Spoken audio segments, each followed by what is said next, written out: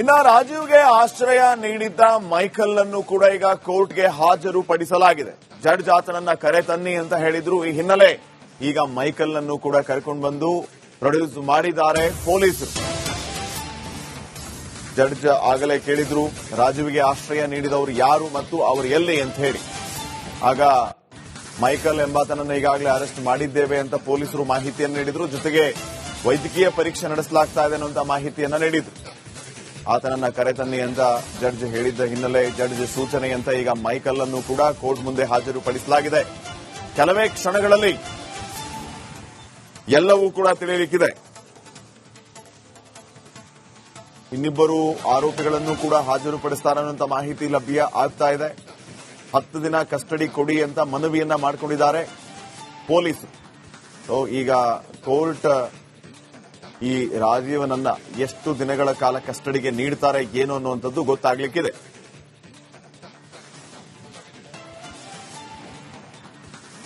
ಕೆಎಂಎಫ್ಸಿ court ಅಲ್ಲಿ ರಾಜೀವ್ ಗೌಡನ ಭವಿಷ್ಯ 10 ದಿನ ಪೊಲೀಸರು ಈಗಾಗಲೇ ಕಸ್ಟಡಿಗೆ ಕೇಳಿಯಾಗಿದೆ. ಜೊತೆಗೆ ಈ ರಾಜೀವನಿಗೆ ಆಶ್ರಯ ನೀಡಿದಂತಹ ಮೈಕಲ್ ಅನ್ನು ಕೂಡ ಈಗಾಗಲೇ ಕರ್ಕೊಂಡು ಬಂದಿದ್ದಾರೆ. ದೃಶ್ಯಗಳನ್ನು ಕೂಡ ತಾವು ಗಮನಿಸ್ತಾ ಇದ್ದೀರಿ. ಈತನೇ ಮೈಕಲ್. ರಾಜೀವ್ ಗೌಡನ ಜೊತೆಗೆ ಈತ ಇದ್ದ, ಜೊತೆಗೆ ಆಶ್ರಯ ನೀಡಿದ್ದ. ಈಗ ಈತನನ್ನು ಕೂಡ ಕೋರ್ಟ್ಗೆ ಹಾಜರುಪಡಿಸಲಾಗಿದೆ. ಸ್ವಲ್ಪ ಹೊತ್ತಿನಲ್ಲಿ ಇನ್ನಿಬ್ಬರು ಆರೋಪಿಗಳನ್ನ ಕೋರ್ಟ್ಗೆ ಹಾಜರುಪಡಿಸಲಿಕ್ಕಿದ್ದಾರೆ. ಅವರು ಯಾರು ಏನು ಎತ್ತ ಅನ್ನೋದ್ರ ಬಗ್ಗೆ ಇನ್ನಷ್ಟೇ ಮಾಹಿತಿ ಲಭ್ಯ ಆಗಬೇಕಾಗಿದೆ. ಇನ್ನು 10 ದಿನ ಕಸ್ಟಡಿಗೆ ಕೇಳಿರುವ ಹಿನ್ನೆಲೆ ಎಷ್ಟು ದಿನ ಕೋರ್ಟ್ ಕಸ್ಟಡಿಗೆ ಕೊಡ್ತಾರೆ ಪೊಲೀಸರಿಗೆ ಅನ್ನುವಂಥದ್ದು ಕೂಡ ಕುತೂಹಲಕ್ಕೆ ಕಾರಣ ಆಗ್ತಾ ಇದೆ. ಈ ಕಸ್ಟಡಿಯ ಅವಧಿಯಲ್ಲಿ ವಿಚಾರಣೆಗೆ ಒಳಪಡಿಸುವಂತಹ ಕೆಲಸ ಆಗುತ್ತೆ. ಇನ್ನಷ್ಟು ಅಪ್ಡೇಟ್ಸ್ ಅನ್ನ ಕೊಡ್ತಾರೆ ಕೊಲ್ಲಿಗೆ ರಂಜಿತ್. ಈಗ ಕೋರ್ಟ್ನಿಂದಾನೇ ನೇರ ಸಂಪರ್ಕದಲ್ಲಿ ಜಾಯ್ನ್ ಆಗಿದ್ದಾರೆ. ರಂಜಿತ್, ಸದ್ಯ ಏನ್ ನಡೀತಾ ಇದೆ, ಏನ್ ಅಪ್ಡೇಟ್ಸ್ ಕೊಡ್ತೀರಿ? ಖಂಡಿತ ಶ್ರೀಪಾದ್ ಪಾಟೀಲ್, ಇಷ್ಟೊತ್ತಿನ ಕಾಲ ನ್ಯಾಯಾಧೀಶರು ಮಾನ್ಯ ಸುಕನ್ಯಾ ಅವರು ಹೇಳಿದ್ರು, ಯಾವಾಗ ಮೈಕಲ್ ಇವರ ಸಂಪರ್ಕಕ್ಕೆ ಬಂದ ಮತ್ತೆ ಮೈಕಲ್ ಮತ್ತೆ ಈ ರಾಜೀವ್ ಗೌಡ ಅವರ ನಡುವೆ ಇದ್ದಂತ ಆ ಒಂದು ಫ್ರೆಂಡ್ಶಿಪ್ ಏನು, ಇದೆಲ್ಲದರ ಮಾಹಿತಿಯನ್ನ ತೆಗೆದುಕೊಂಡು ಆನಂತರ ಮುಂದುವರೆದು ಮಾತಾಡೋಣ ಅನ್ನೋದ್ರ ಬಗ್ಗೆ ಹೇಳಿದ್ರು. ಈಗ ಈ ಹೊತ್ತಿಗೆ ಈ ಕ್ಷಣಕ್ಕೆ ಈಗ ಮೈಕಲ್ ಮತ್ತೊಬ್ಬ ಅಕ್ಯೂಸ್ಡ್ ಏನಿದ್ದಾನೆ ಮೈಕಲ್ ಎಲ್ಲಿ ರಾಜೀವ್ ಗೌಡ 14ನೇ ತಾರೀಕು ಎಫ್ಐಆರ್ ಆದ ನಂತರ 2 ಎಫ್ಐಆರ್ ದಾಖಲಾದ ನಂತರ ಅವರು ಬೆಂಗಳೂರಿನಿಂದ, ಅದು ಚಿಕ್ಕಬಳ್ಳಾಪುರದಿಂದ ನೇರವಾಗಿ ಮಂಗಳೂರಿಗೆ ಹೋಗ್ತಾರೆ. ಮಂಗಳೂರಿನಲ್ಲಿ ಅವರಿಗೆ ಉಳಿಯೋದಕ್ಕೆ, ವಸತಿಗೆ, ಮತ್ತೆ ಊಟಕ್ಕೆ, ಮತ್ತೆ ಆರ್ಥಿಕವಾಗಿಯೂ ಫಿನಾನ್ಷಿಯಲಿ ಎಲ್ಲ ಮೈಕಲ್ ಉದ್ಯಮಿ, ಇವರ ಸ್ನೇಹಿತ ಅವರಿಗೆ ಏನು ಬ್ಯಾಕ್ ಬೋನ್ ಆಗಿ ಅವರ ಗಾರ್ಡ್ ಮಾಡ್ತಾ ಇರ್ತಾನೆ. ಆತನನ್ನ ಮೊದಲು ವಶಕ್ಕೆ ಪಡ್ಕೊಂಡಂತಹ ಪೊಲೀಸರು ಸದ್ಯ ಆತನನ್ನ ಮೆಡಿಕಲ್ ಮಾಡಿ ಈ ಕ್ಷಣಕ್ಕೆ ಈಗ ಜೆಎಂಎಫ್ಸಿ ಕೋರ್ಟ್ಗೆ ಕರೆತಂದಿದ್ದಾರೆ. ಮೈಕಲ್ ಎದುರುಗಡೆ ಈಗ ರಾಜೀವ್ ಗೌಡ ಅವರ ವಿಚಾರಣೆ ನಡೀತಾ ಇದೆ. ಪೊಲೀಸರು ಕ್ಲಿಯರ್ ಆಗಿ ಹೇಳಿದ್ದಾರೆ, 13 ದಿನಗಳ ಕಾಲ ಇವರು ಕಣ್ಣ ಮುಚ್ಚಾಲೆ ಆಟ ಆಡಿದ್ದಾರೆ. 13 ದಿನಗಳ ಕಾಲ ಇವರು ಅಬ್ಸ್ಕಾಂಡ್ ಆಗಿದ್ದಾರೆ. ಎಲ್ಲಿ ಹೋಗಿದ್ದಾರೆ, ಇವರ ಸಂಪರ್ಕವೂ ಕೂಡ ಸಾಧ್ಯ ಆಗಿಲ್ಲ. ಇವರನ್ನ ಜಿಪಿಎಸ್ ಬ್ರಿಜಾ ಕಾರ್ನ ಜಿಪಿಎಸ್ ಆಧಾರದ ಮೇಲೆ ಇವರ ಬಂಧನ ಆದ ನಂತರ ಇವರು ಏನಾಯ್ತು ಏನು ಎಲ್ಲವನ್ನು ಕೂಡ ಈಗ ಒಂದೊಂದೇ ಬಯಲಾಗ್ತಾ ಇದೆ. ಇನ್ನೊಂದು ವಿಚಾರ ಅಂತ ಹೇಳಿದ್ರೆ, ಇವರ ಮೊಬೈಲ್, ಇವರು ಈ ಗಮನಿಸ್ತಿದ್ದಂಗೆ ಹಂಗೆ ಪೌರಾಯುಕ್ತೆ ಅಮೃತ ಗೌಡ ಅವರ ಜೊತೆಗೆ ಮಾತಾಡಿದಂತ ಅದೊಂದು ಆಡಿಯೋ ಇತ್ತಲ್ಲ, ಅದು ಅವರೇ ಮಾತಾಡಿರೋದಾ ಅನ್ನೋದ್ರ ಬಗ್ಗೆ ಮತ್ತೆ ಕೆಲವು ಟೆಕ್ನಿಕಲ್ ಎವಿಡೆನ್ಸ್ಗಳು ಇವರ ಮೊಬೈಲ್ ನಲ್ಲೇ ಇರೋದ್ರಿಂದಾಗಿ ಆ ಮೊಬೈಲ್ ಅನ್ನ ಇನ್ನೂ ಕೂಡ ರಾಜೀವ್ ಗೌಡ ಸರೆಂಡರ್ ಮಾಡಿಲ್ಲ. ಮೊಬೈಲ್ ವಿಚಾರ ಕೇಳಿದ್ರೆ ಮೊಂಡಾಟವನ್ನ ಮಾಡ್ತಾ ಇದ್ದಾರೆ. ಮತ್ತೆ ಇವರ ಜಾಮೀನು ರದ್ದಾದ ನಂತರ, ಮೊದಲು ಜಾಮೀನು ಅರ್ಜಿಯನ್ನು ಇವರು ಸಲ್ಲಿಸಿದ್ರು, ಜಾಮೀನು ರದ್ದಾದ ನಂತರ ಇವರು ಅಬ್ಸ್ಕಾಂಡ್ ಆದ್ರಲ್ಲ, ಎಲ್ಲಿ ಹೋದ್ರು, ಏನ್ ಮಾಡಿದ್ರು, ಯಾಕೆ ಇವರು ಬರಲಿಲ್ಲ ಪೊಲೀಸರ ಮುಂದೆ ಅನ್ನೋದೆಲ್ಲವೂ ಕೂಡ ಇರುವಂತ ಪ್ರಶ್ನೆ ಆಗಿರೋದ್ರಿಂದಾಗಿ ಈಗ ಅದೆಲ್ಲದರ ಮಾಹಿತಿಯನ್ನ ಪಡೆದುಕೊಳ್ಳೋದಕ್ಕೋಸ್ಕರ ಮತ್ತು ಅವರನ್ನ ಇನ್ನೂ ಹೆಚ್ಚಿನ ವಿಚಾರಣೆಯನ್ನ ಮಾಡೋದಕ್ಕಾಗಿ ಪೊಲೀಸರು ಸುಮಾರು ಒಂದು 10 ದಿನಗಳ ಕಾಲ ನಮ್ಮ ಕಸ್ಟಡಿ ಕೊಡಿ ಅಂತ ಹೇಳಿ ನ್ಯಾಯಾಧೀಶೆ ಸುಕನ್ಯಾ ಅವರ ಮುಂದೆ ಮನವಿಯನ್ನ ಮಾಡಿದ್ದಾರೆ.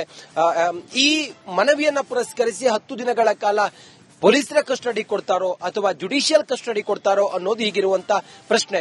ಈ ಮೈಕಲ್ ಅನ್ನೋನ ಪಾತ್ರ ಏನು ಈ ಪ್ರಕರಣದಲ್ಲಿ ಅಂತ ಹೇಳಿ ನೋಡಿದ್ರೆ, ಮೈಕಲ್ ಯಾವಾಗ ರಾಜೀವ್ ಗೌಡ 14ನೇ ತಾರೀಕಿನಿಂದ ಚಿಕ್ಕಬಳ್ಳಾಪುರವನ್ನ ಬಿಟ್ಟು ಅಬ್ಸ್ಕಾಂಡ್ ಆಗಿ ಮಂಗಳೂರಿಗೆ ಹೋದ್ರು, ಮಂಗಳೂರಿಗೆ ಹೋದಾಗ ಅಲ್ಲಿ ಒಂದು ಫಾರ್ಮ್ ಹೌಸ್ ಅನ್ನ ಈ ಮೈಕಲ್ ಇವರಿಗೆ ಉಳ್ಕೊಳ್ಳೋದಕ್ಕೆ ವ್ಯವಸ್ಥೆ ಮಾಡಿದ್ದ. ಮತ್ತೆ ಮೈಕಲ್ ತನ್ನ ಕಾರು ಬ್ರೇಜಾ, ನೀಲಿ ಬಣ್ಣದ ಬ್ರೇಜಾ ಕಾರನ್ನ ಈ ರಾಜೀವ್ ಗೌಡ ಅವರಿಗೆ ನೀಡಿದ್ದ. ಈ ರಾಜೀವ್ ಗೌಡ ಅವರು ಪೊಲೀಸರ ಸೂಕ್ಷ್ಮತೆ ಅರ್ಥ ಮಾಡ್ಕೊಳ್ತಾ ಇದ್ದಂಗೆ ಅಲ್ಲಿಂದ ಬೇರೆ ಬೇರೆ ಕಡೆಗಳಿಗೆ ಮೂವ್ ಆಗ್ತಾ ಇದ್ರು.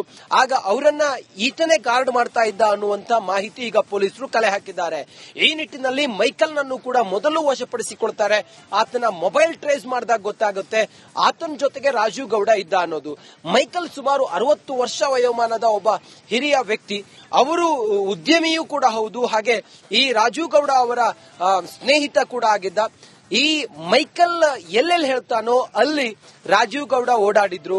ಅವರು ಮಣಪುರಂ ಜಿಲ್ಲೆಯಲ್ಲಿರುವಂತ ಒಂದು ಖಾಸಗಿ ಹೋಟೆಲ್ನಲ್ಲಿ ತಾವು ಇದ್ದಂತ ಸಮಯದಲ್ಲಿ ಆ ಮೊಬೈಲ್ GPS ಅನ್ನ ಆಧರಿಸಿ ಯಾವಾಗ ಪೊಲೀಸರು ಅಲ್ಲಿಗೆ ಬರ್ತಾರೆ ಆಗ ಮೊದಲು ಮೈಕಲ್ ನನ್ನ ಬಂಧನ ಮಾಡ್ತಾರೆ.